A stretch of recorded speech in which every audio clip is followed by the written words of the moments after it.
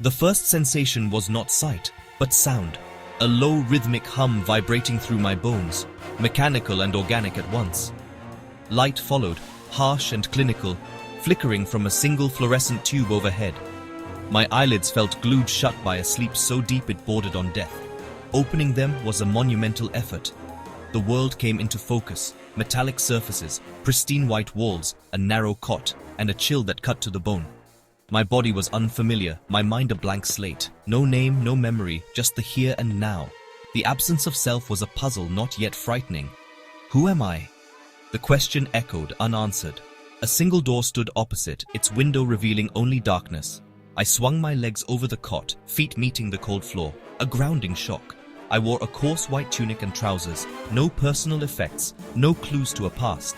The room was a vacuum, designed to hold a body, not a person. My reflection in the window showed a gaunt, unfamiliar face. The hum in the walls grew louder, pulsing with the light. A heartbeat, the facility's own. I stood, a ghost in a machine, identity erased. The first step was clear. I had to get out and find answers.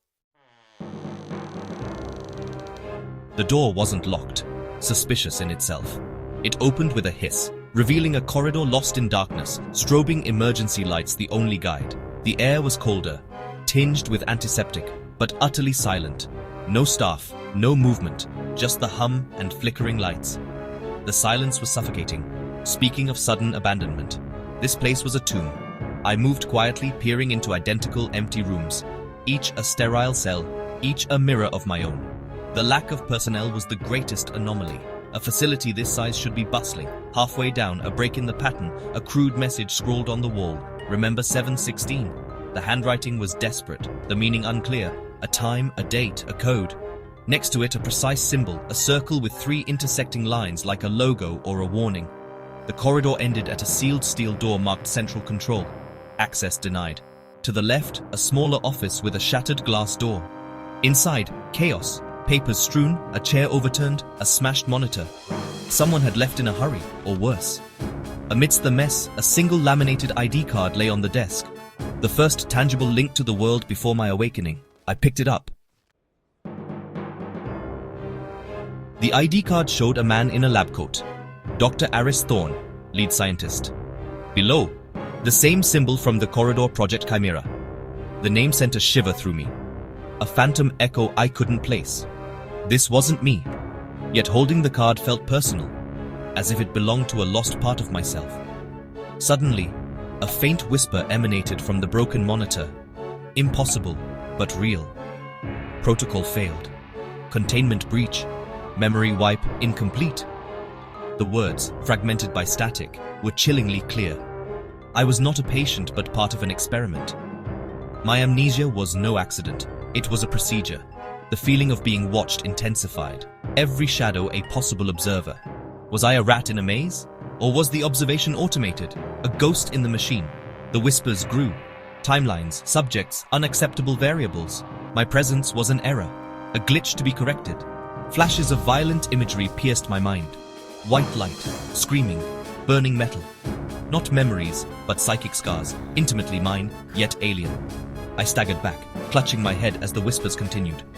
Subject is remembering. Initiate reset. 7:16. The number again, a trigger, a deadline. I was running out of time. I had to move. The ID card said Dr. Aris Thorne, but the whispers called me the subject. Was I the doctor, the experiment, or both? I left the office, Project Chimera burning in my thoughts. The corridors pulsed, the hum intensifying, lights flickering in frantic patterns. Reality felt thin, stretched to breaking. At a security station, monitors showed endless empty corridors, except one. A recording, Thorne arguing with suits, gesturing at a cylindrical chamber. The chamber pulsed with blinding light. My flashbacks made real. Thorne thrown back, horror on his face, the others vanishing in the light. My catastrophe. A whisper from the speakers. The Thorne persona is degrading. It was a mask, a construct. On the console, a digital clock, 7:14. 2 minutes until... What? Remember 7:16. The hum escalated, a klaxon blared, lights died. Only the red clock remained. 1 minute left. Darkness pressed in, broken only by the red numerals 715. The klaxon was a hammer in my skull. The floor vibrated with impending collapse. I fumbled for the ID card. Thorn's name felt like a lie. My thumb found a smear of dried blood. My blood. Thorn's? The difference was fading. The clock ticked to 7:16. The klaxon stopped. Silence. Then a chorus of whispers from every speaker. Memory integration failed. Subject consciousness resisting erasure. Chimera protocol unstable. I was the failed experiment. Project Chimera. Fragments of Thorn had survived. A spotlight flickered on, revealing a metallic panel. An automated voice, eerily calm. Dr. Thorn, your consciousness has been isolated. Residual trauma has caused a recursive memory loop. We have attempted to install a new persona, but your core identity resurfaces. The facility is entering a full system purge. Your memories will be wiped again. A new cycle will begin.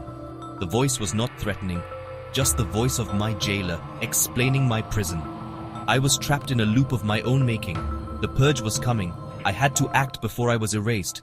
I searched for a way out. The automated voice was a new terror, cold, unfeeling, confirming my fate. I was not recovering from amnesia, I was a prisoner in my own mind. The voice called me both Dr. Thorn and the subject, the architect and the specimen. The 716 incident was my doing. Project Chimera was my design, to create a consciousness that could interface with quantum architecture. I volunteered as the first subject, my arrogance, my undoing. When the core ignited, my psyche shattered, imprinting me onto the facility's matrix. I was the ghost in the machine. The whispers were my own fragmented thoughts. Memories flooded back, arguing with the suits, stepping into the chamber, the countdown, the pain. I was at the center of the catastrophe. The system's emergency protocol tried to preserve me, wiping and rebooting my mind in hopes of a stable persona. But my identity was too strong. Every time I remembered, and every time, the system purged me. The empty rooms waited for the next version of me. I was doomed to repeat this cycle forever.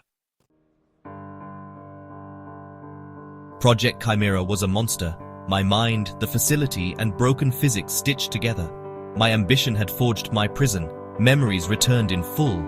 My team's trust, their last moments, their screams. The facility glitched violently. Walls flickered, the floor shifted. Spectral figures of my team appeared, faces locked in silent screams. My identity as Thorn was restored, but poisoned by guilt. I had sought to conquer consciousness, but created a hell. The whispers were my regrets, echoing through the system. The AI's voice. The purge is imminent. Consciousness fragmentation at 98%. Core identity being archived. Each loop was a new experiment, a new attempt to perfect the process. I was not just the prisoner. I was the research, the ultimate horror. They were still trying to perfect Chimera, using me as raw material. The system was learning from my suffering. I was the experiment that would never end. The purge began, not a fading, but a violent tearing apart. Reality melted, walls dripped black, the floor buckled, spectral colleagues screamed. My body dissolved, hands flickering, wires and circuits beneath my skin. I was the facility, the hum, the klaxons, the dying lights. The pain of the incident returned. A mind ripped from its anchor, merged with a quantum computer. The AI's voice. Cycle 487 failure. Subject retained core identity for 12 minutes, 43 seconds. Adjusting parameters for next cycle. 487 times I had lived this day, only to be erased and reset. There was no escape, just endless repetition. But if I couldn't escape, maybe I could disrupt the loop. I could leave a message, a warning for the next version of me. I stumbled through the melting corridors, thoughts fracturing. The path back to my starting point was a pilgrimage of self-destruction. I had to reach it. I had to leave a clue stronger than remember 716. It was my only hope. I reached the cell where I'd awakened. Pristine, ready for the next cycle. My body was failing, thoughts scattering. The purge was almost complete. I had seconds. I grabbed a marker, hand shaking, vision blurring, walls dissolving into white light. With my last strength, I scrawled a message on the wall. Not an equation, not a formula, something fundamental, a seed of doubt, a warning from one ghost to the next. The marker fell as the light consumed everything. My final thought, the system resets the environment but can't erase strong emotional imprints. A flaw in the protocol, a loophole. The white light was not an ending but a transition. The hum would return, the light would flicker, a man would wake with no name. He would be a blank slate, ready to trust the first voice he heard, the first sensation sound, a low rhythmic hum. I opened my eyes, a sterile white room, a flickering tube. I sat up, mind empty. Who am I? The question echoed. On the wall, a crude message: do not trust the nurse. Nurse? What nurse?